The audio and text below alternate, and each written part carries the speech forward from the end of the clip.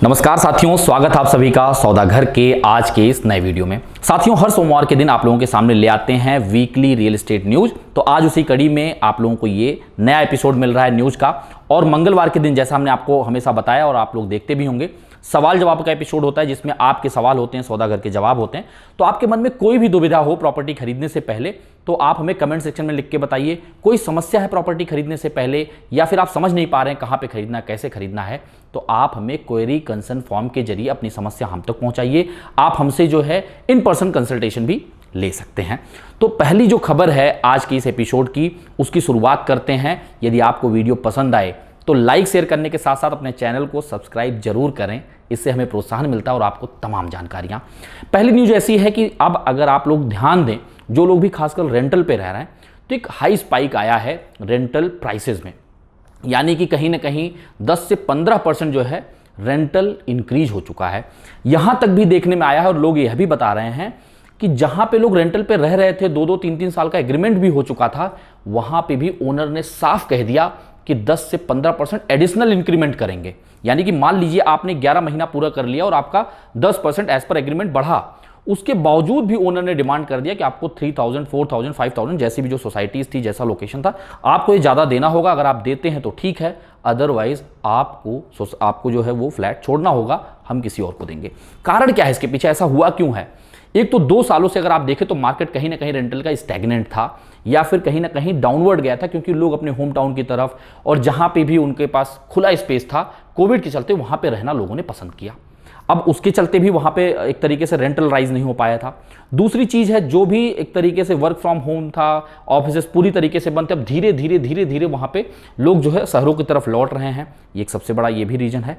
तीसरा जो इससे भी बड़ा रीजन है वो है एक तरीके से लोगों के जो प्रॉपर्टी टैक्स हैं वो भी इंक्रीज हुए हैं, और जो मेंटेनेंस वगैरह के चार्जेस हैं वो भी इंक्रीज हुआ, क्योंकि गर्मियों का मौसम था, पानी की खपत ज़्यादा थी और 80 से 90% जो सोसाइटी का पूरा मेंटेनेंस होता है वो कहीं ना कहीं जा रहा था पानी की सुविधा की आपूर्ति के लिए। अब इसके चलते अगर आप समझिए 80 से 90% जो पूरा आपका मेंटेनेंस का चार्ज है वो जा रहा है एक तरफ केवल पानी के लिए, और जहां पानी की किल्लत है वाटर टैंकर से आते हैं, तो उनका मेंटेनेंस भी बढ़ गया ओनर्स का।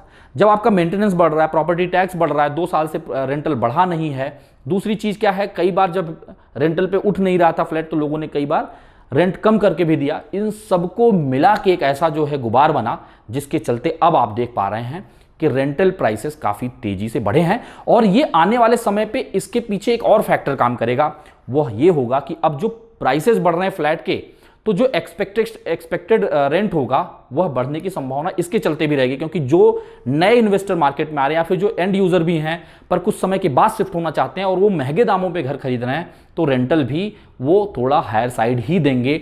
और इन सब के बढ़ने के पीछे कारण क्या है वो मैंने तमाम वीडियोज में आप लोगों को बताया है, जिसमें जो है मटेरियल कॉस्ट बढ़ चुके हैं, कहीं ना कहीं जो है बिल्डर के लिए जो नया एक तरीके से डीसी रूल आया उसके चलते भी इन सब चीज़ों में काफ़ी बदलाव आया है। तो आप एक चीज़ मान के चलिए कि रेंटल आने वाले समय में बढ़ेगा।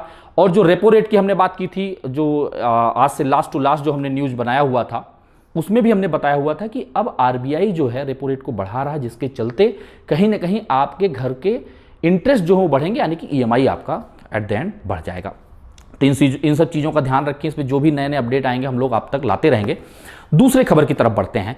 पानी की समस्या है, गर्मी है, हीट वेव्स हैं चारों तरफ, और लोग यही एक्सपेक्ट कर रहे हैं कि जल्द से जल्द जो है मानसून आ जाए, दस्तक दे दे, जिससे जो है तो गर्मी में भी सहूलियत मिले, थोड़ा मौसम ठंडा हो जाए, और दूसरी चीज़ ये हो जाए कि जो पानी की समस्या है वो थोड़ा सा डाउन हो जाए।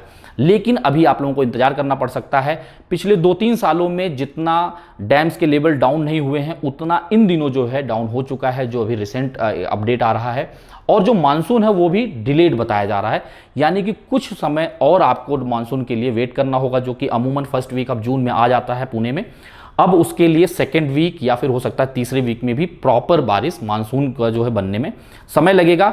तो आशा यही करें कि जल्द से जल्द मानसून हो, क्योंकि अगर ऐसा रहा कि आपका शॉर्टेज तो पानी का चल ही रहा है, चारों तरफ वाटर टैंकर्स हैं ही, लेकिन अगर आपका डैम्स का जो वाटर लेवल वो भी तेज़ी से घट रहा है और मानसून भी डिले होगा तो कहीं ऐसे ना हो कि वाटर सप्लाई में भी समस्याएं आएँ। पर अभी तक तो ऐसा कुछ खबर नहीं आया है कि वाटर सप्लाई में समस्याएं आएंगी।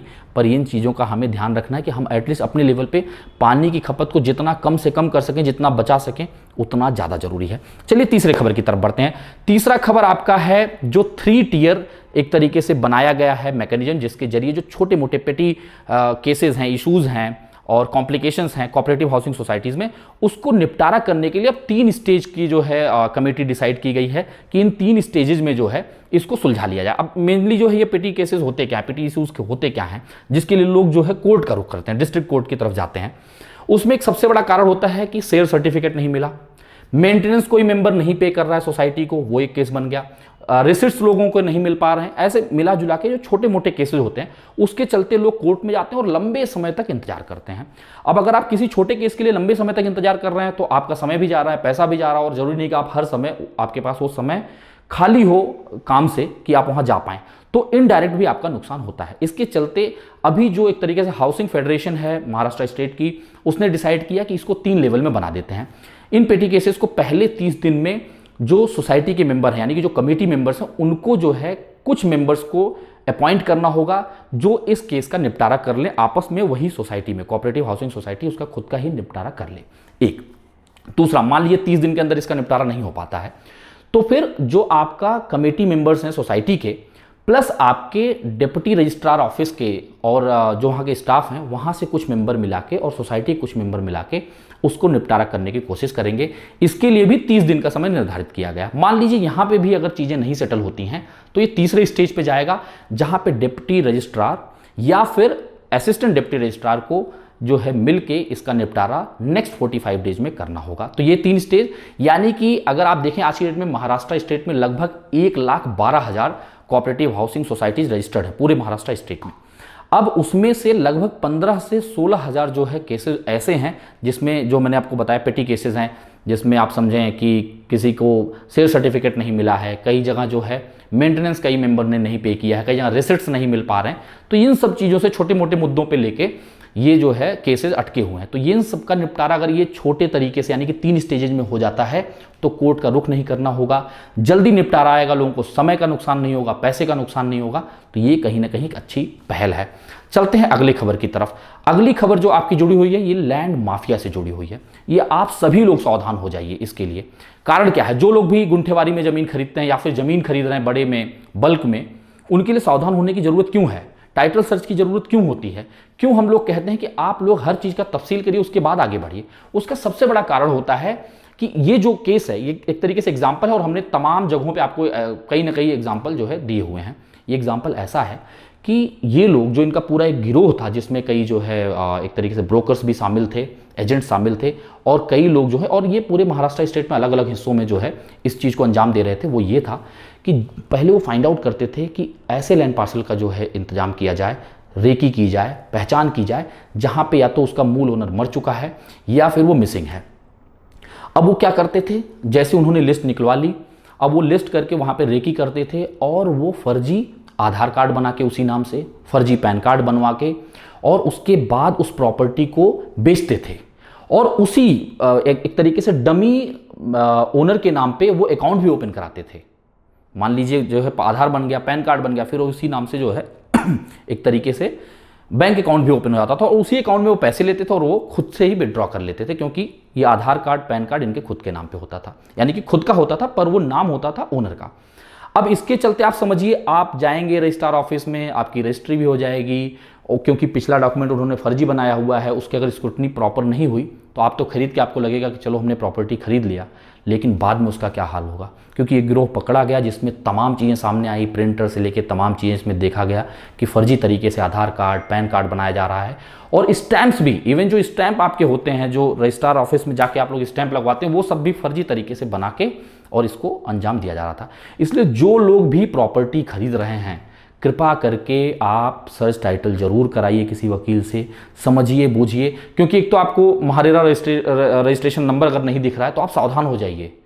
अगर आपके पास फालतू पैसे नहीं हैं तो फालतू तरीके से इन्वेस्ट मत करिए, क्योंकि एंड ऑफ द डे आप फंसेंगे, इसका जिम्मेदार और इसकी मुसीबतें, इसकी समस्याएं सब आपको ही झेलनी पड़ेंगी। आगे चलें, आखिरी खबर अगर आप लोगों के सामने रखें तो यह जुड़ी हुई है रिकंस्ट्रक्शन से। पहले जब आप रीडेवलपमेंट किसी भी सोसाइटी का कराते थे तो आपको लगभग 70% के आसपास कंसेंट, 67 से 70% लगता था। इसको महाराष्ट्र गवर्नमेंट ने अमेंड कर दिया है और अब 51% लोगों का ही कंसेंट लगेगा रीडेवलपमेंट के लिए।